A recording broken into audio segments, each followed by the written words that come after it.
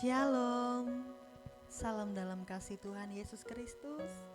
Saudara-saudari, sobat embun dimanapun berada, pagi hari ini mari kita bersyukur kepada Tuhan, kita berterima kasih kepada Tuhan, sebab Tuhan senantiasa mengerti dan peduli dalam kehidupan kita. Sebelum bersama kita memuji nama Tuhan, bahkan nantinya akan mendengarkan kebenaran firman Tuhan, mari bersama kita meminta pimpinan Roh Kudus, kita bersatu di dalam doa, kita berdoa. Tuhan Sang Pencipta langit dan bumi, Tuhan yang Maha Pengasih dan Maha Penyayang, Tuhan yang mengerti dan yang peduli segala keadaan dan kondisi kami. Ya Tuhan, hari ini kami datang ke hadapan-Mu dengan segala apapun keadaan hati kami, dalam ungkapan syukur kami, dan kami percaya Tuhan terus ada memberkati kehidupan kami. Pagi hari ini ya Tuhan, kami bersama ingin memuji memuliakan nama-Mu. Biarlah juga Engkau hadir memberkati kami. Engkau boleh ada terus bersama dengan kami dalam jalan hidup dan kehidupan kami, dalam setiap musim kehidupan kami. Ini ya Tuhan hati kami mau memuji Engkau. Dimanapun kami berada, kami yang mendengarkan, kami membawa kehidupan kami. Biarlah kami boleh menjadi pribadi yang setia, yang taat, terus memuji dan memuliakan nama Tuhan dan mendengarkan firman Tuhan, serta kami dimampukan untuk melakukan sesuai seturut dengan kehendak Tuhan. Kepadamu Tuhan kami berdoa, kepadamu Tuhan kami bersyukur. Amin.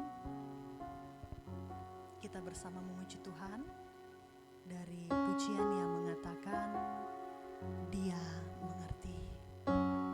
Memang benar bahwa hanya Tuhan sajalah yang mengerti kehidupan kita, keadaan kita, pergumulan kita. Kadangkala jalan kita merasa tertutup, Tuhan membuka, Tuhan menolong. Saat kita terjatuh, tangan Tuhan memegang kita.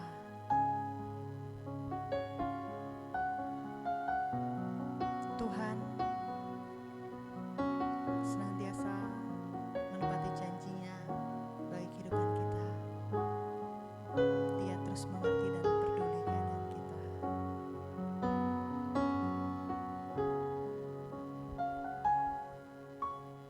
Terkadang kita merasa tak ada jalan terbuka, tak ada lagi waktu, terlambat sudah.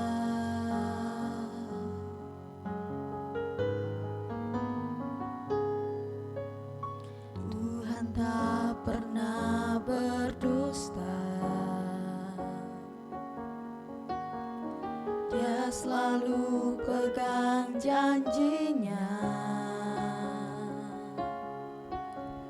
Bagi orang percaya, mujizat nyata.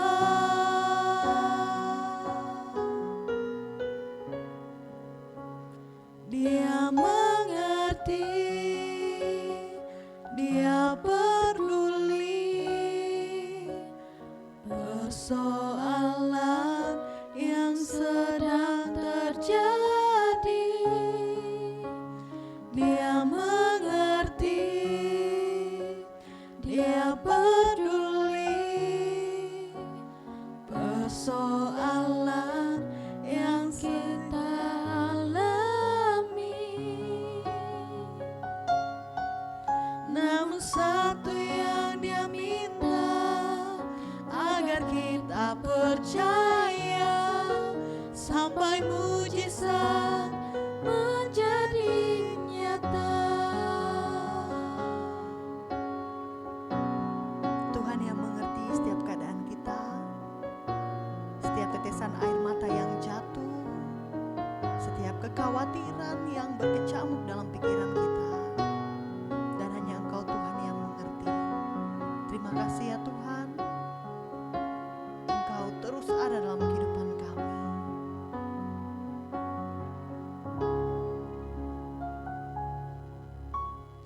Terkadang kita merasa tak ada jalan terbuka, tak ada lagi waktu, terlambat sudah.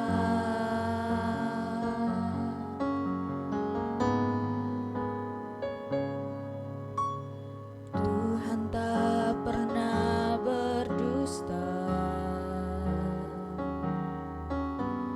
Dia selalu pegang janjinya. Bagi orang percaya, mujizat nyata. Dia peduli kehidupan kita.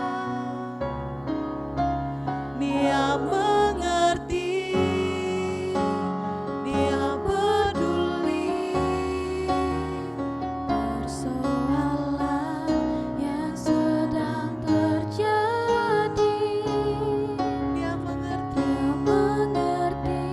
Dia peduli, Dia peduli persoalan yang kita alami.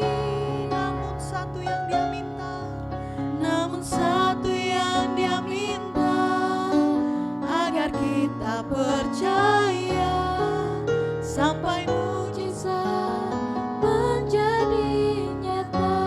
Dia mengerti, Dia mengerti, Dia peduli persoalan yang sedang terjadi.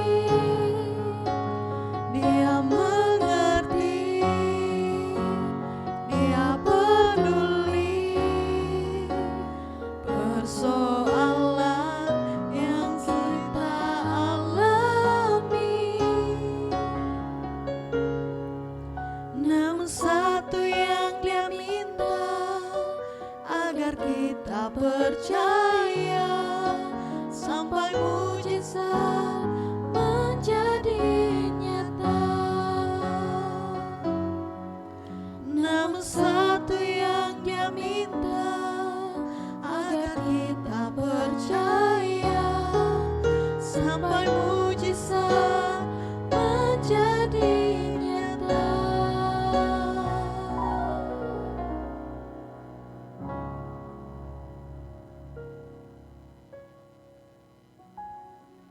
Kita berdoa.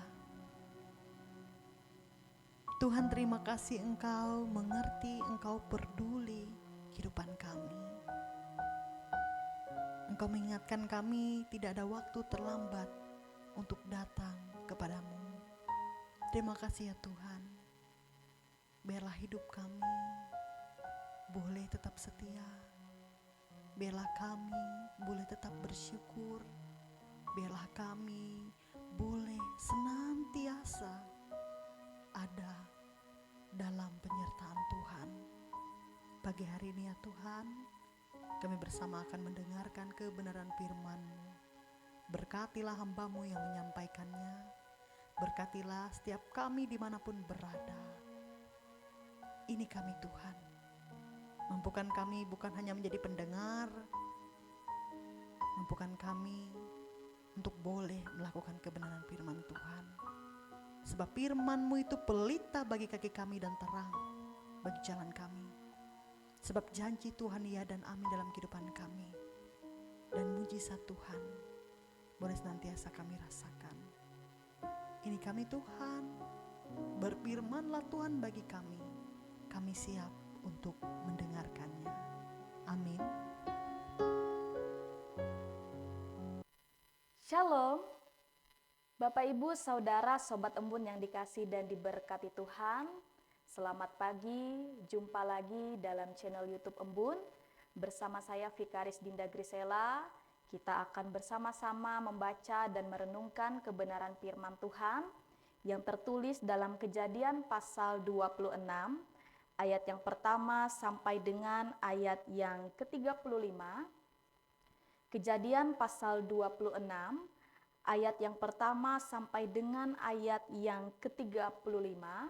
Di sini saya menggunakan Alkitab Terjemahan Baru yang kedua, di bawah 3 perikop, yaitu Ishak, Ribka, dan Abimelek. Perikop yang kedua, perjanjian Ishak dan Abimelek, dan perikop yang ketiga, Esau dan kedua istrinya. Namun di sini saya tidak membacakan teks firman Tuhan ini bagi kita. Bapak Ibu Saudara bisa membacanya di rumah masing-masing. Bapak Ibu Saudara yang dikasih dan diberkati oleh Tuhan, ketika kita membaca teks firman Tuhan hari ini, kita akan kembali diingatkan dengan salah satu tokoh yang terkenal di dalam Alkitab yang disebut bapa orang beriman, yaitu Abraham.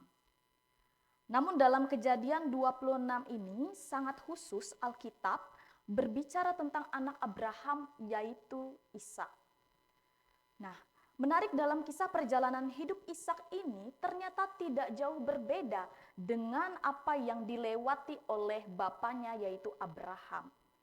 Seperti membaca buku yang sama, kisah hidup Ishak sama dengan yang pernah dialami oleh ayahnya. Apa saja itu Bapak Ibu Saudara? Kelaparan atau krisis yang dihadapi, kemudian berbohong soal istri, berurusan dengan Abimelek Raja Filistin, konflik perebutan sumur, dan janji Allah yang tergenapi.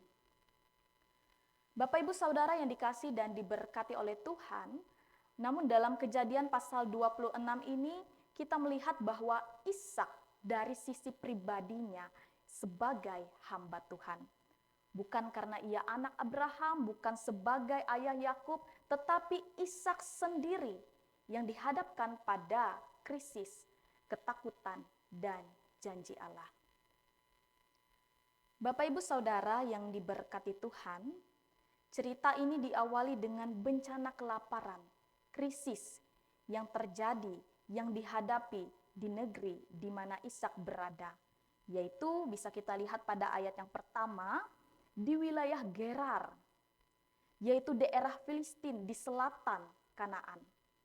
Wilayah ini berupa tanah kering Bapak Ibu Saudara, di mana sumur air adalah soal hidup dan mati bagi penggembala ternak. Nah, konflik sumur dalam ayat 12 sampai dengan ayat yang ke-22 bukan sekedar pertikaian tanah, melainkan pertarungan untuk kelangsungan hidup Bapak Ibu Saudara. Bapak Ibu Saudara, Sobat Embun yang diberkati Tuhan. Apa refleks alami manusia kalau tempat tinggalnya sedang kesusahan, sedang krisis? Yaitu pindah, cari tempat yang lebih menjanjikan. Nah, bagi Ishak, tempat itu adalah Mesir, Bapak Ibu Saudara. Mesir itu seperti pusat ekonomi pada zaman itu. Airnya melimpah karena ada sungai Nil di sana. Tetapi firman Tuhan katakan kepada Ishak, Tuhan menyuruh Ishak untuk tetap tinggal di tempat ia berada yang sedang mengalami krisis itu. Bapak Ibu Saudara, Sobat Embun yang diberkati Tuhan, mari kita lihat pada ayat 12 sampai dengan ayat yang ke-13. Dikatakan di situ Ishak menabur di negeri itu, Tuhan memberkati dia dan ia menjadi kaya. Nah, setelah Ishak memilih untuk taat, untuk tetap tinggal di wilayah itu, apakah besok langsung ia mendapatkan hujan yang lebat? Tentu tidak. Ishak tetap harus bekerja dan mengusahakan tanah yang kering itu Bapak Ibu Saudara. Orang-orang Filistin, tetangga Ishak, mungkin sedang meratapi tanah mereka yang kering dan tandus itu. Tentunya mereka tidak berani menabur karena menganggap itu tindakan yang sia-sia. Tetapi Ishak dengan iman mengusahakan tanah itu. Bapak Ibu Saudara, secara ilmu pertanian mungkin ini adalah hal yang konyol. Secara logika, ekonomi, ini spekulasi yang berbahaya. Tetapi secara iman, ini adalah ketaatan. Hasilnya apa Bapak Ibu Saudara? Ishak panen 100 kali lipat. Di tengah resesi, Ishak mengalami kelimpahan. Kenapa? Alkitab tidak bilang karena Ishak pakai pupuk yang terbaik, tetapi karena ia diberkati Tuhan. Bapak Ibu Saudara yang dikasihi Tuhan, hari ini Tuhan mau ingatkan kita bahwa berkat Tuhan itu tidak tergantung pada lokasi kita saat ini, tetapi pada ketaatan kita. Ishak memilih untuk membatalkan perjalanannya, pelariannya ke Mesir. Dia tinggal di Gerar karena dia tahu lebih baik dia tinggal di tempat gersang bersama dengan Tuhan daripada tinggal di istana Mesir tetapi mengandalkan kekuatannya sendiri. Bapak Ibu yang diberkati Tuhan, kadang-kadang saat ekonomi kita sulit, pelayanan kita berat, atau rumah tangga kita sedang diterpa masalah, diterpa badai, kita tergoda untuk lari. Kita mencari jalan pintas manusiawi yang kelihatannya menguntungkan menurut kita sendiri. Tetapi Bapak Ibu Saudara, mari kita belajar taat seperti Ishak. Berkat Tuhan atas hidupmu tidak ditentukan oleh apakah dunia sedang krisis atau tidak. Berkat Tuhan tidak dibatasi oleh naik turunnya harga barang saat ini atau seberapa sulit bisnis kita saat ini. Ketika Tuhan mendesain untuk memberkati orang yang taat, tidak ada kekeringan yang bisa menghentikannya. Sumber berkat kita adalah Tuhan, bukan situasi di sekitar kita. Nah, Bapak Ibu Saudara, Sobat Embun yang diberkati Tuhan, terkadang kesuksesan selalu mengundang satu hal, yaitu kecemburuan. Kalau kita melihat pada ayat 15 sampai dengan ayat yang ke-22, orang Filistin mulai merasa panas hati melihat Ishak semakin kaya. Mereka mulai bermain tangan kotor. Sumur-sumur peninggalan Abraham ditimbun tanah oleh mereka. Ketika diusir, Ishak mengalah. Dia pindah ke lembah, dia gali sumur baru, tapi begitu airnya keluar, para gembala lokal merebutnya dari Ishak. Nah, dalam situasi yang dihadapi oleh Ishak ini, kenapa Ishak bisa begitu sabar dan tenang saat haknya direbut Bapak Ibu Saudara? Karena Ishak tahu satu rahasia, yang memberi dia air itu bukan sumurnya, melainkan Tuhannya. Begitu juga dengan kehidupan kita Bapak Ibu Saudara, kita jangan takut rezeki kita dirampas oleh orang. Kita jangan takut usaha kita dihalang-halangi oleh orang. Karena ketika pintu satu ditutup, Tuhan akan membukakan pintu-pintu berkat yang lainnya bagi kita. Orang Filistin berpikir kalau mereka merebut sumur Ishak, mereka bisa mencuri berkat Ishak. Mereka salah. Berkatnya ada di dalam diri Ishak, bukan pada sumurnya. Selama Ishak berjalan bersama dengan Tuhan, dia bisa menggali di mana saja dan air kehidupan akan selalu keluar dari sana.